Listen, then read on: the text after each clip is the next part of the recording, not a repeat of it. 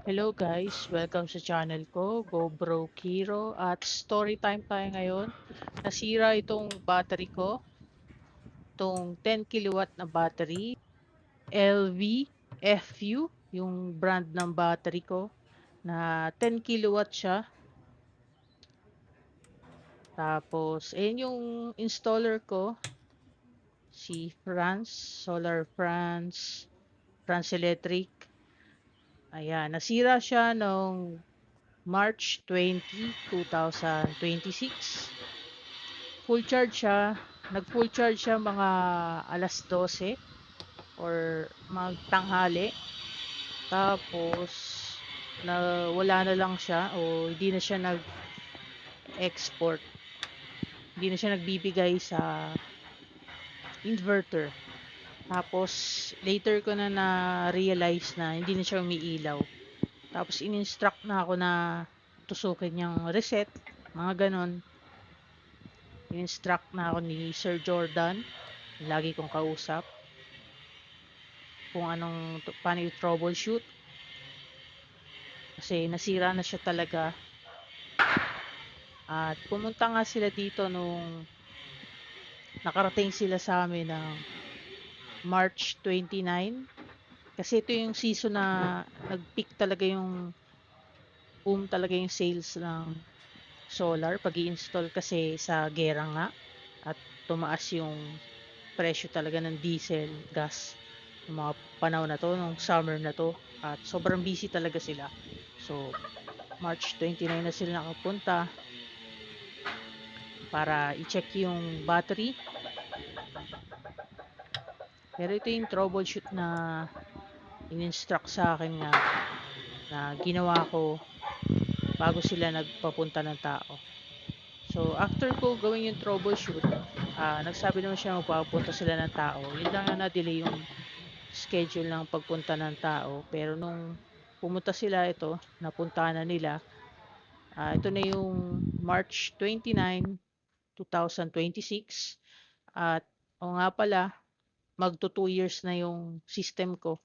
Nasira yung battery ko. Ayan, at ang diagnosis nila ay sira yung aking BMS. Yung may kita nyo isang sticker, yun yung una kong installer. Yung nagka-problema, tas ayaw nila puntahan yung city sensor, yung sticker na nasa kaliwa, yung company na yon. Itong sila Sir Jordan, matino talaga silang kausap, maayos silang kausap. At yun nga, pinuntahan na nila yung system kahit na busy sila dahil nga peak yung bumibili ng nagpapa-install ng solar, pati yung sales ng mga electric car dahil nga sa gera. Pero pumunta sila noong 29 na diagnose naman nila nga nung day na yon. Tapos nag-try pa silang hintayin kung yung company, itong brand ng ating battery, kung open pa sila at kung makakapagpadala pa sila ng BMS dito sa bahay namin noong March 29. Pero dahil nga magbabakasyon na noon, hindi na sila nakapagpapunta ng tao. Walang sumasagot daw sa kanila. Naghintay pa kasi dito yung mga tao ni Sir Jordan. Naghintay pa sila dito. So walang sumasagot sa company ng battery kasi nga holiday na yan eh. Magha-holiday na. Long weekend ata yung holiday na yan. Tapos dahil nga doon, inuwi na lang nila, kinuha na lang nila yung battery ko at dinala na lang nila sa opisina nila at doon na lang nila gagawin. So ito yung battery, nilagay nila sa kalsada na kasi ah kukunin lang nila yung sasakyan nila para ikarga nga sana to, pero ayun nga, sinubukan muna nilang i-contact yung brand nito, yung company nitong battery na to, kung mapapadalan ba ako ng BMS. sa araw na yan na mismo. Kaso nga holiday, long weekend, wala nang silang makausap sa company ng battery. Kaya nga kinuha na nila, inuwi na lang nila yung battery. Tapos yan, makikita nyo, baha, lumot-lumot dahil sa kapitbahay kong tinatapunan niya ng kanilang laundry, pinaglabahan at pinaghugasan ng garahe. So ito pala yung itsura niya nung tinanggal na nila yung battery. Yung isa ditong breaker, yung nasa kaliwa na nakasabit, ay yung sa aircon na tinanggal. Tinanggal yung aircon kasi nag-extend ng veranda. Kaya wala nang pagsasabitan yung aircon na yun. Tinanggal na lang yung aircon. Tapos, ayan yung itsura niya. Yan yung frame niya para do sa battery. So, April 16, dumating sila uli at gawa na yung ating battery.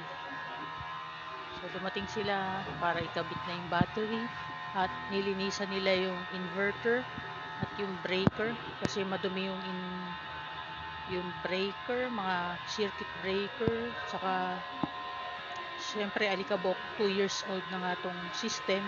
Almost 2 years old na yung system nung nasira nga tong battery na to. So, wala namang pinabayaran sa akin sa BMS na nasira dahil covered pa nga to ng warranty. Tapos, yan pagdating, tinakpan na nila yan ng tape, electrical tape. Yung mga hindi naman ginagamit. Pati yung doon sa pindutan, kasi medyo lumubog siya. Tapos pinalitan nila ng BMS to, iba na yung BMS nito. Hindi na forever nakailaw yung green.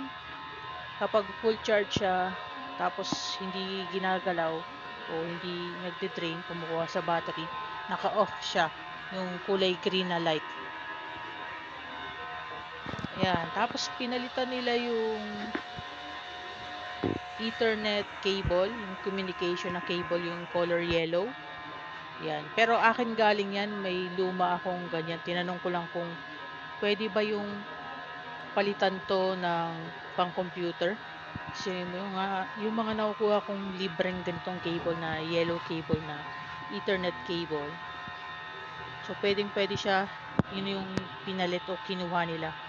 O yung pinalit nila dito sa luma ko. Kasi yung luma ko kinagat ng daga.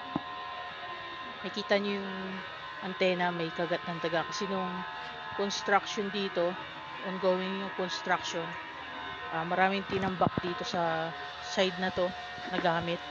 Kaya yung mga daga, maakyat na sila dyan sa solar. At ninatngat nga yung wire ng Ethernet cable saka yung antena ng Wi-Fi. Yun lang naman yung nasira. Tapos nung dumating sila, nalinis na lahat ng gamit kasi nga natapos na rin yung construction. At luminis na yung side na to. Wala nang tambak ng mga gamit. So, okay na uli. Hindi na maakyat ng daga kasi sobrang antaas nga ng gamit dito. Kaya, naakyat siya ng daga. Pwede naman talaga akyatin ng daga yan dahil sa finish ng wall. Yung tawag dyan, anay finish eh. Yung anay finish, talagang kaya nila mag-vertical climb dyan o mag-Spider-Man yung mga dagang malalaki. Pero ayun nga.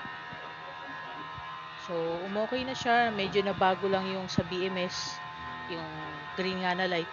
Yun lang naman pinagkaiba niya. Pero hindi ko na-test yung battery kung nabago ba yung since nasira nga yung BMS, yung cycle niya previously. Kung may memory ba yun o back to zero siya. So, i-test ko na lang uli para ma-check ko kung yung battery cycle ba ay nabago o na back to zero dahil nga pinalitan ng BMS. So, ang siningi lang naman sa akin nila Sir Jordan dito ay yung transportation, 1,500 lang. from sa kanila opisina nila sa Antipolo hanggang dito sa Cavite. Ayun lang naman binayaran ko. Wala na akong ibang binayaran. So, ayun, okay naman yung serbisyo talaga nila kasi kahit nga busy sa pag-i-install at tumatawid dagat pa kasi sila eh. Minsan, nag-i-install sa iba o sa malalayong lugar. So, nagawa naman. Hindi katulad nga nung previous company, yung unang-una nating solar system na taga Cavite lang yung kinuha ko. Tapos, dito sa amin, Cavite din. Cavite lang din, hindi nila mapuntahan. Papalitan lang yung city sensor, ayaw palitan. Kaya ang ginawa ko noon, nag-upgrade na lang ako. Kinontak ko nga yung dati kong, yung una kong contractor ng solar. Yung nakita niyo yung sticker sa kaliwa kanina. Nasa breaker ng, ito breaker yan ng ng kitchen extension saka nung ilaw sa garahe, yung mga poste sa labas. So ayun, may sticker doon yung company na yon, ayaw nila gawin yung balikan para palitan yung city sensor kasi sira yung city sensor ko. Wala akong na-feed na data. Saka nung time na yun, hindi pa ako hybrid. Tapos 3 kilowatt lang yung system. Tapos pina-upgrade ko sa kanila para pumunta sila. Ayaw pa rin nilang pumunta para mag-upgrade. Kaya naghanap ako ng iba at ito ang France Electric ang nakuha akong bagong contractor para i-upgrade yung system ko at kabitan ng 10 kilowatt na battery. Naging hybrid na sa Kadeye. So okay naman, wala akong problema nga sa kanila at kapag may mga tanong ako, na-PPM ko, sumasagot naman. Kaya masaya ako sa serbisyo nila. So hanggang dito na lang to. At pwede nyo silang i-PM, sabihin nyo, napanood nyo sa akin. So i-link nyo. At i-update ko na lang kayo ng iba pang videos ko sa solar katulad ng zero bill, yung mga zero bill ko. Naging zero bill pa rin pala ito kahit na yung battery ko natanggal, diba? Tinanggal na matagal. Zero bill pa rin yan. Akala ko hindi ko mahahabol yung zero bill, pero na zero bill ko pa rin kahit na nasira yung battery ko. So hanggang dito na lang to. Like, comment, share, subscribe. Bye bye.